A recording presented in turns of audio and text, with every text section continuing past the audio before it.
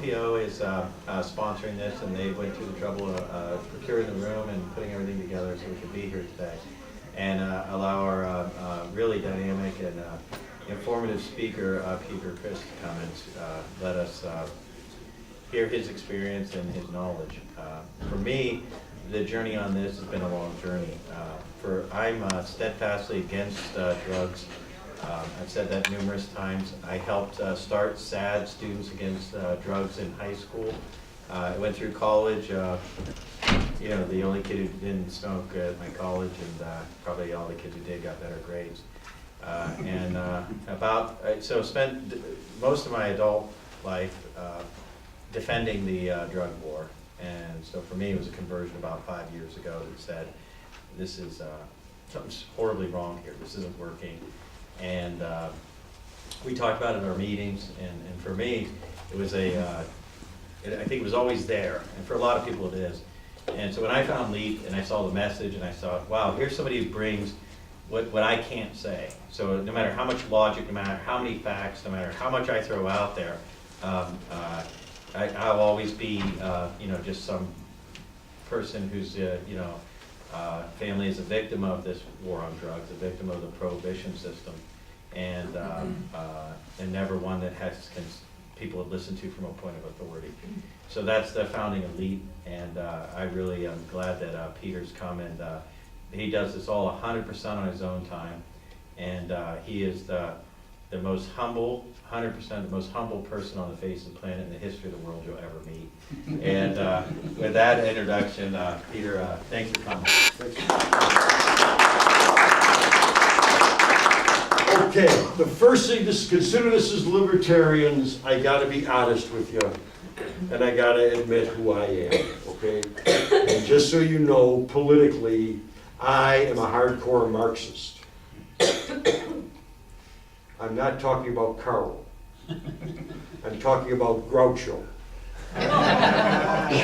Groucho Marx used to say that I would not be a member of any organization that would have someone like me as a member, and that's my fundamental political philosophy. So just to get myself clear with you libertarians, we're all on the same page, but thank you for the Libertarian Party, because I had a chance for the first time in my life, in the last presidential election, to vote for both a president and a vice president that both knew me. Gary Johnson has been one of our board of advisors since we started this organization in 2002. Jim Gray has been a speaker for LEAP for about the last 5 years.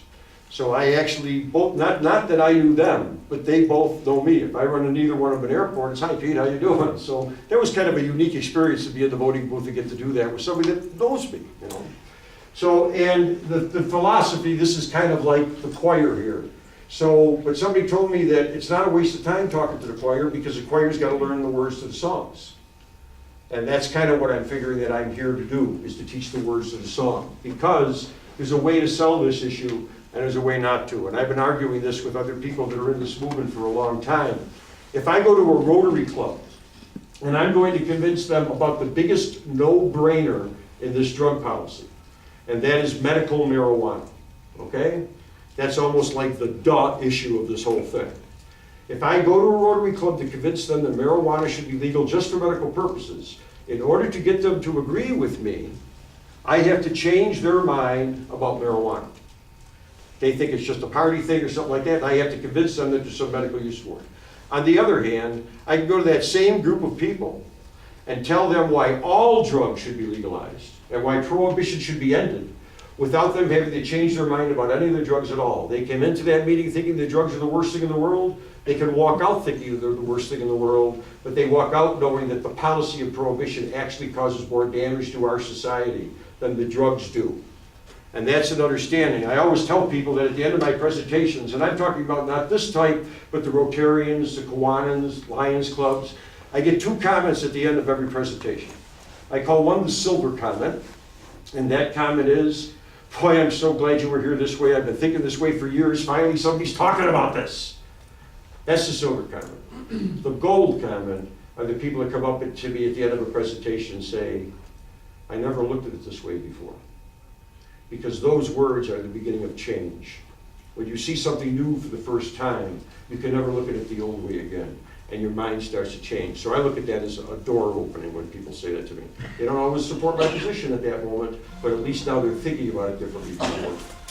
This is what we are at LEAP, and I am one of the, in fact, thanks for doing that, because I just realized I forgot to turn my phone off. Hold on a second. Well, now I feel safe.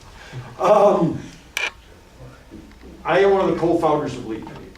I had this idea for this organization back when I first retired in 1989, and I first got into the drug policy issue, and I would go to conferences and things like that, and I would say, you know, we ought to get an organization going of law enforcement people to speak to this issue, because, turn the phone off, because we need law enforcement people, because law enforcement people bring to this a credibility that a lot of other people don't bring to it when they're talking about this issue, as Ken just said in the introduction. And the idea for LEAP, when it came into my mind, was based on the concept of Vietnam Veterans Against the War. You remember that group from back during the Vietnam days? That was a group of people that spoke out against the war. And if you were at the presentation that they were giving, you may or may not agree with their position on the war, but nobody would ever look at them and say, you don't understand the problem. Because they're veterans. They fought it, they understood the problem. And that's what we bring to this discussion, what LEAP brings to it. Nobody ever says to me, you don't understand the problem. I dragged a gun and a badge around for 20 years. I kind of know what the problem is, and I know what we're able to do. I'm going to ask the question I ask in every presentation. I want to see a show of hands. Now, when Nixon kicked off the drug war, the war on drugs, when he titled it that, he never told us what victory would look like. So I'm going to assume that victory can only mean one thing. If we're in a war, victory means that we've defeated the enemy. That's what a war victory is. We won World War II. We don't fight the Germans and the Italians and the Japanese every few years or so. The war's over, we won, it's done. If we win the war on drugs, that means the drugs are gone, we've defeated them, we've taken the word heroin out of the dictionary, we won the war. I'd like to see a show of hands. Does anybody believe that's possible? No. Okay. Then that takes us to the two things we have to talk about. If we cannot make drugs go away and they're always going to be part of our culture, then our only real choice is who runs the marketplace. Who's going to be selling these drugs in our society? If we can't make them go away, then that's the only choice we got. The current policy decides that having gangsters, thugs, and terrorists run the marketplace is a better system. Having 14-year-old children on street corners selling drugs, they think that's a better system.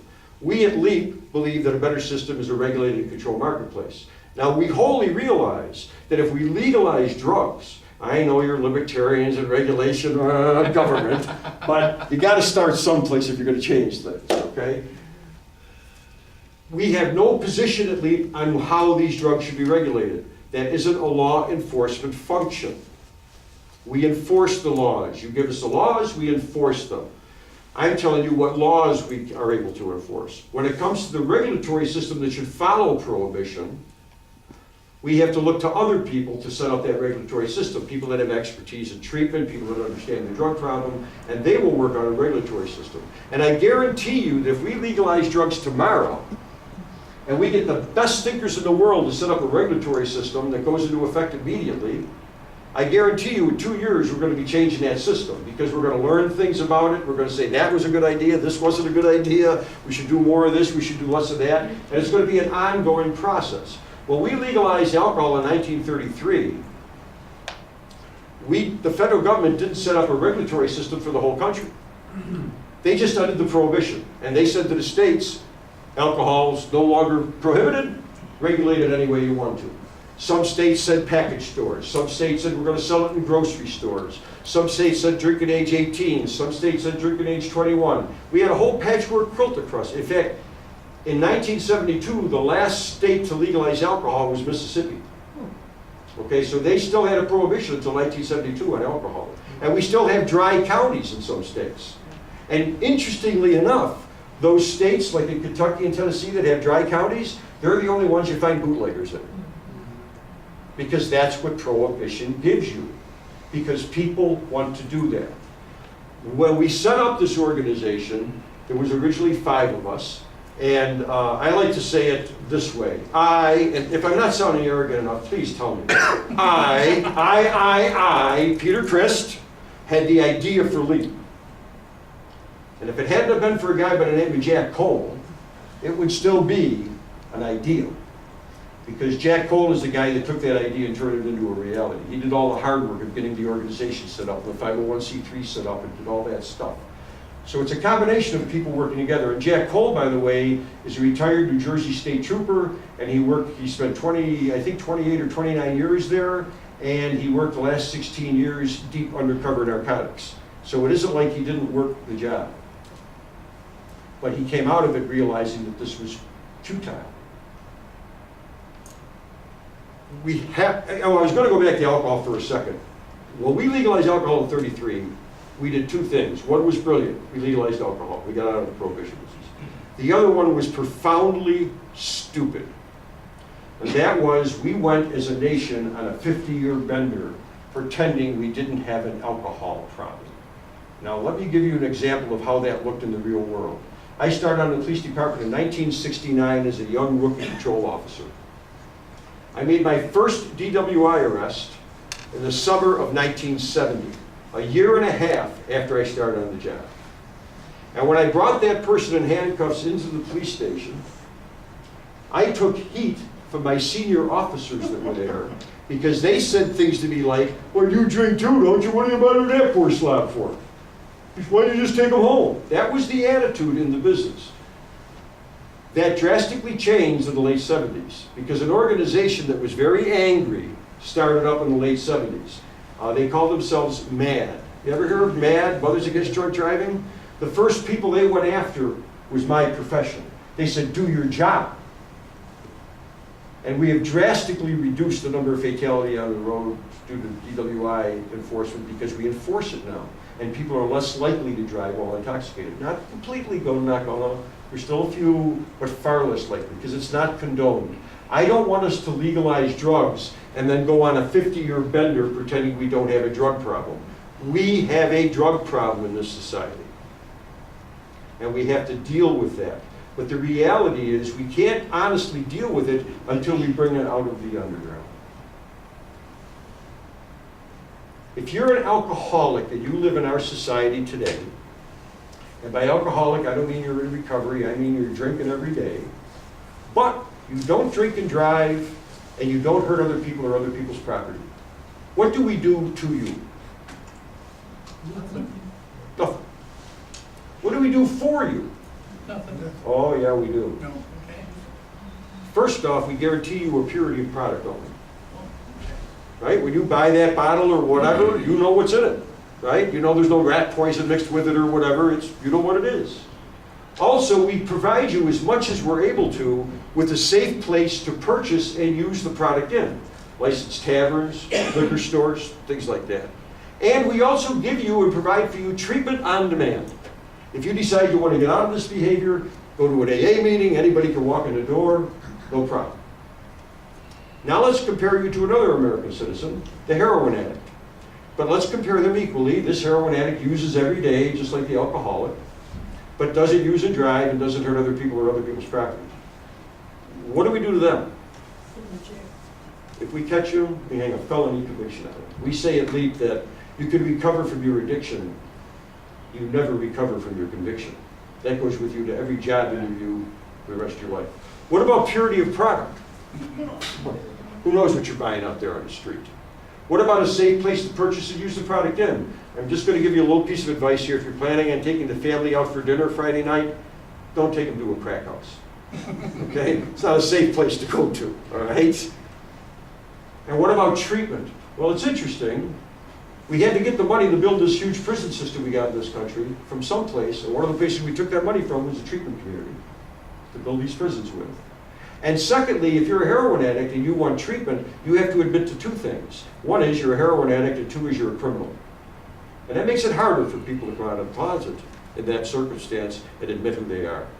And why do we do this? What do we say as a society the reason we're doing this for? We're just trying to help these people, aren't we? Well, if I'm the heroin addict, I'm going to look you square in the eye and I'm going to tell you, if you want to help me, why don't you help me like you're helping the alcoholic? If I'm not hurting other people or other people's property, leave me alone. Guarantee me a pure product, allow me to access treatment, give me a safe place to purchase and use it, and then if you want to call me scum, go ahead, but at least balance the playing field before you start calling me dirty names, all right? We've created this environment. This is our choice, this policy. And it was never a good idea. And we have done stupid things in this country for very long periods of time that were also never good ideas. Let me give you a couple quick examples. We had slavery in this country for the first 100 years that this free nation existed on the planet. We had slavery. Now, slavery was a stupid idea, not just morally, but economically, slavery is a stupid idea. And I'll give you a perfect example why. How many people here have children? Raise your hands. Okay. How many people want their children to live with them forever? Yeah. Bull. No, and the reason you don't want to live with you forever isn't because you don't love them. It's because people are too expensive to own. It's much more economically sensible for me to buy 40 hours a year time and have you work for me and then you figure out where you're going to go live and what you're going to, than it is for me to own you. So not only was slavery stupid on the moral level, it was also stupid as an economic system. It didn't work well. But we did it as a nation for 100 years. And then what did we do? We ended it. Hooray for us. And we replaced it with what? 100 years of segregation. We might have a cure for cancer today if we hadn't pushed people out to the fringes. Who knows what geniuses we lost because of that 100 years of segregation. That was never a good idea, but we did it for 100 years. And then I always like to do this because I think it's important to acknowledge these things. I want to thank the women that are here today. Because you women represent a group of people who studied real hard and finally, by 1920, became intelligent enough to vote. And I think we ought to... We all know better than that, don't we? Women were always intelligent enough to vote. The problem was, for 150 years as a free nation, we didn't allow women to have the right to vote. That was never a good idea. The first time a man voted in this country, there should have been a woman voting right next to him. But we did it for 150 years before we changed that policy. And by the way, in mentioning that, I want to point out something to you that we kind of blow over when it comes to the right to vote. All the people that voted for women to have a right to vote were men. We tend to forget that because they're the only ones who could vote. And so what that tells you women about us men is you're right. We are slow. But stick with us, don't give up. We'll get it eventually, so don't give up on us. But I use that as another example of profoundly stupid policy that never should have happened.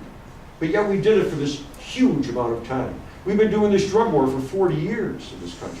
Actually longer than that. It goes actually back to 1915 with the Harrison Narcotics Act. And it's never been a good idea. It's the only aspect of law enforcement that I know of that we brag about our failure. Think about it. You've seen this on television. The chief of police will stand up and say, we just made the biggest drug seizure we ever made before. As if that's a sign of success. That's a sign of failure.